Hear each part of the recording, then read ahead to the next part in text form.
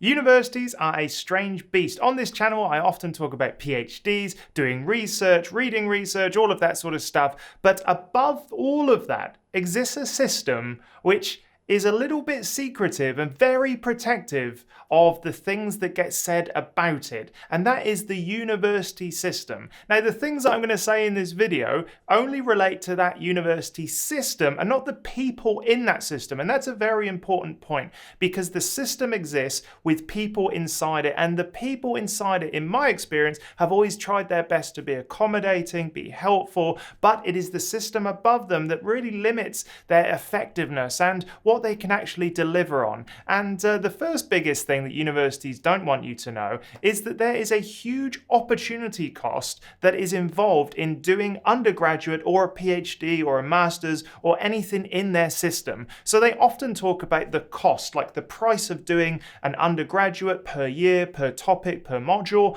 or a PhD, you get your scholarship. But what they don't talk about is the opportunity cost. What are you missing out on in those 4 years, in a PhD up to 7 years? What are you missing out on that could further your career, which could be more useful to you in that time? Now, there's an argument for saying that universities do not necessarily prepare you for the real world. They're about passing exams. They're not up to date. Universities are incredibly slow at adopting new information and building that into their courses and staying up to date with the latest research. They're great at doing research, but then to get that into their undergraduate courses, there's a long time. And so they're kicking out graduates that also now need to learn on the job. And there's a huge opportunity cost when you could spend the similar amount of time, working as an apprentice under someone who actually knows exactly what they're doing. Find someone that's willing to take you on and mentor you and teach you, marketing and other business skills are actually better learned by doing under someone who knows what they're doing and is happy to guide you, rather than going to university and doing loads of courses that won't relate to what you want to do at the end. This video is brought to you by my newsletter. Go check it out at andrewstapleton.com.au/newsletter. I'll put a link in the description. And when you sign up, you'll get 5 emails over 2 weeks, everything from podcasts I've been on that talk about academia, the perfect academic schedule, and more. So go check it out. I'll see you over there. Another thing universities don't want you to know is that their teachers are a little bit rubbish. And I say this with the kindest of hearts, but the people in universities who end up teaching aren't the best teachers. It's the people that bring in the most research money. Now, in a university, lecturers are promoted based on how much money they can bring into the university. There are a few universities now that are doing teaching-only positions where their KPIs, their key performance indicators, are actually being a good teacher. But for a lot of lecturers and a lot of universities, that is just not the case. So if you go to like a community college or you go to TAFE, those places are designed for education. Universities used to be for education, but now they're for absorbing research money. Yum, yum, yum, bring it in. They can't get enough. And what happens is the researchers who are actually good at bringing in the money aren't necessarily good teachers, but they get promoted. They end up getting teaching roles and they hate it. I know a number of researchers who just want to do research and don't want to do anything to do with teaching, but they end up doing teaching because that's part of their balanced academic role. They need to do teaching, research, and admin. I think it's 40, 20 split, and that just doesn't really work. That isn't the actual split they end up doing. They do far more admin, they do far more teaching, and it's only when you get these kind of teaching-focused academic positions where they're actually rewarded for being a good teacher. So yes, you think of universities and you're like, quality teaching, top-of-the-range teaching. That isn't always the case. You have to look at whether or not university is promoting teaching-only positions where your teachers are going to be better than if they're sort of like balanced academics, and a lot of them just don't want to do lecturing. They enjoy it maybe, but maybe they're not that great at it either. They're not like teachers in a high school where they actually have to, do a whole course, a whole university degree on teaching. They just kind of get given a class. My first things were like, here's a class, enjoy. Oh.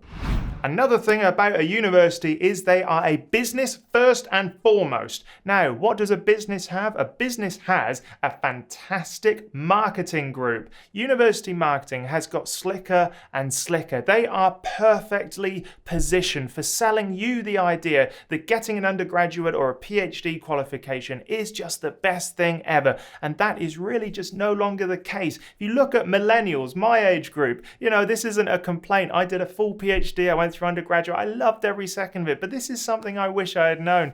But yeah, the millennials were told, go to university, get degrees. And that's because when our parents were doing it, people with degrees were getting loads of money. But now the job market is flooded with people with undergraduate qualifications, and universities just want people to do that course so they can grab the money and they'll push them out. They are not necessarily concerned with producing the same number of career options that are out in the world. They just want to sell you a popular career. So, for example, take forensic science, which is something that I know about here. Forensic science pumps out tons and tons of students because it's kind of cool. You go into crime scenes and, you like Dexter without the murdery bits. All of that stuff seems really, really fun. But in fact, when you get out the other end, there are hardly any jobs in the forensic science field. So they end up doing lots of other things. And also trying to kind of separate yourself out from other graduates then is very difficult. You need to do something above and beyond your actual career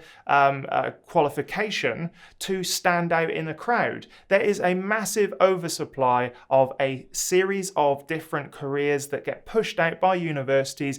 PhDs are another example. A PhD candidate requires an academic to retire, and each academic produces tens, if not hundreds, of PhD students through their entire career, which means that there's hundreds of PhD students fighting for this one position, and that's just a terrible kind of place we find ourselves in. And so universities are perfectly aligned for marketing all of the important stuff like, you'll be able to earn more money. That's not necessarily true. Remember the opportunity cost that I talked about at the beginning. You'll be able to do all of these new things, open up new career options. Yes, that's true if there's jobs at the end of it. You need to make sure that there are actual jobs at the end, and a lot of university qualifications can just be absolute rubbish. Now, that's not to say you shouldn't do a university degree if you actually really are passionate and love the subject and you're like, I don't care about getting a job with this in the end. I just really want to understand this. Universities are great places to do that. But for a lot of people, they're looking for jobs at the other end.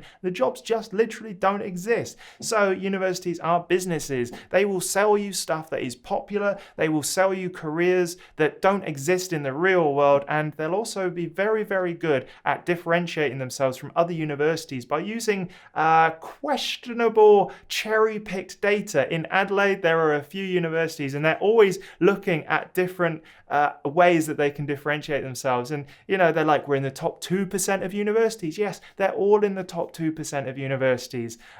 We're the best for marketing. Yes, okay, great. But what about your, graduate success at the end of it? All of that stuff, they kind of cherry-pick the data so that they can put forward their best marketing efforts to you. So yes, universities are businesses first and foremost, and don't necessarily care about making sure that you can get a good career at the end of it. Universities will defend their reputation aggressively, and that's because their whole reputation, their whole marketing bubble that they're creating around themselves relies on good, happy vibes. Hey, come to this university and you'll be awesome superstar career person forever. But that's not always the case.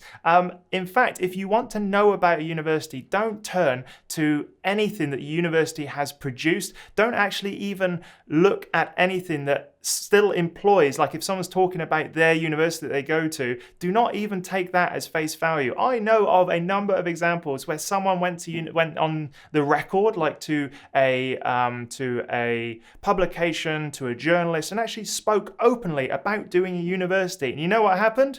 They got in trouble. They didn't say anything bad about that university. They were just saying that some early career researchers have issues finding jobs, blah, blah, blah. And they were like, no, you can't say that. So they are completely silencing the realities of doing a PhD or undergraduate or research or whatever it is, because it does not look good for their reputation. Even the slightest little thing that can be construed as talking against the university is quickly shut down, which is why this YouTube channel exists, because I cannot say these things happens when I'm employed in a university. I'm probably never going to get a university position again because of these videos.